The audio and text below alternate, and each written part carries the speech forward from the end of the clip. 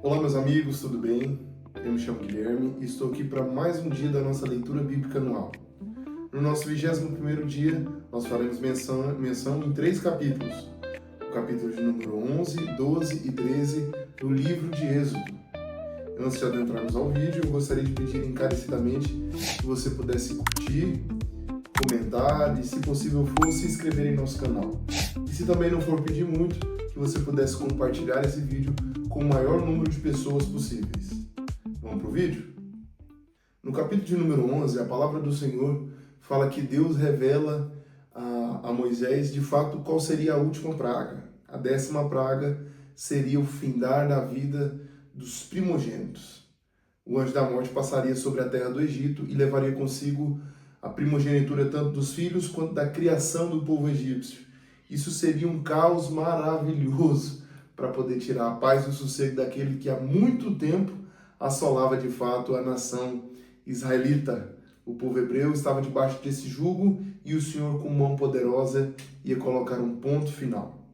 A palavra do Senhor diz que o coração de Faraó permanece endurecido, enrijecido. É como se ele não sequer se lembrasse das outras 9 pragas que de fato os assolaram. Mas nós sabemos que o Senhor estava por trás disso. Essa rigidez no coração duraria pouco tempo e o Senhor arrancaria das mãos do faraó aquilo que ele de fato gostaria de ter feito, mandando matar os primogênitos do povo israelita. A palavra do Senhor ainda no capítulo número 11 fala da maneira com que as mulheres egípcias presenteavam as mulheres hebreias.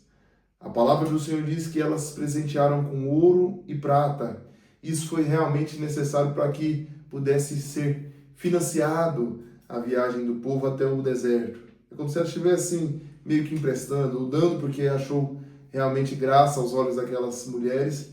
E então a gente tem aí de fato a primeira indenização trabalhista. O povo hebreu saiu ali saqueando de modo velado, né? Recebendo ali de fato como se fossem seus honorários trabalhados por conta, né, de toda a escravidão. Então, a bondade que essas mulheres egípcias tiveram com as mulheres hebreias fez com que eles saíssem de maneira abastarda, de maneira realmente tranquila financeiramente das posses, né, do povo egípcio. Já no capítulo de número 12, a palavra traz um simbolismo maravilhoso e eu gostaria que você, além de ler, pudesse meditar bastante nesse capítulo.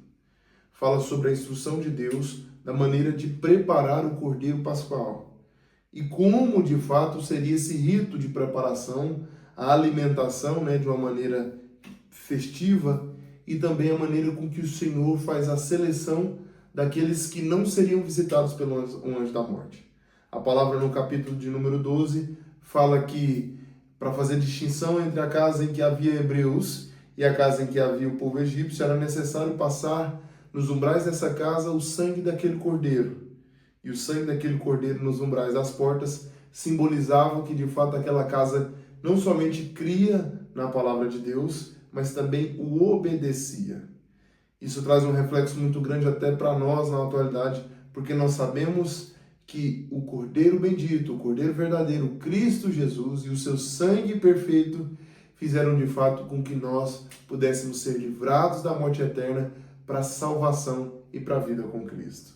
O capítulo de número 12 é um capítulo maravilhoso. Eu gostaria que você, além de ler, pudesse meditar bastante, porque é um capítulo que vai falar inteiramente com você. Ainda no capítulo de número 12, a palavra do Senhor diz que o povo sai apressadamente do Egito, pondo fim, de fato, a 430 anos de moradia, de residência nessa terra que não era, de fato, a promessa de Deus, não era o cumprimento da promessa de Deus. É como se aqueles 430 anos fosse um período passageiro. Para a humanidade, um período muito longo, mas para Deus, um período muito curto. Dentro de 430 anos, agora o Senhor faz cumprir de acordo com a sua vontade e o seu querer a promessa no tempo em que Ele acha determinante. No capítulo de número 13 é um capítulo maravilhoso que fala justamente sobre a consagração dos primogênitos a Deus. No capítulo de número 13 fala também sobre a maneira com que eles saem e eles levam consigo os ossos de José, dando cumprimento a uma promessa antiga de Deus. Ainda no capítulo 13 você verá sobre 2 colunas. A primeira coluna de nuvem, que preservava o povo ao caminhar no deserto durante o dia, liberando ele da insolação, dos ardores do sol escaldante de um deserto. E a palavra também fala sobre uma coluna de fogo que os preservava e os aquecia durante um frio, né, que também pode realmente ter as noites do deserto.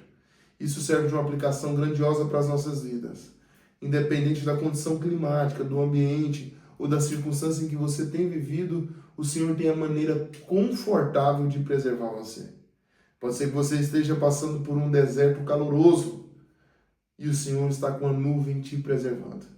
Ou pode até ser mesmo que você esteja numa noite em um deserto da sua vida em que o frio tem te assolado, tem tirado a sua paz e o sossego antes de dormir, e Deus tem mandado eu te dizer que de fato essa coluna de fogo vai te aquecer nos próximos dias.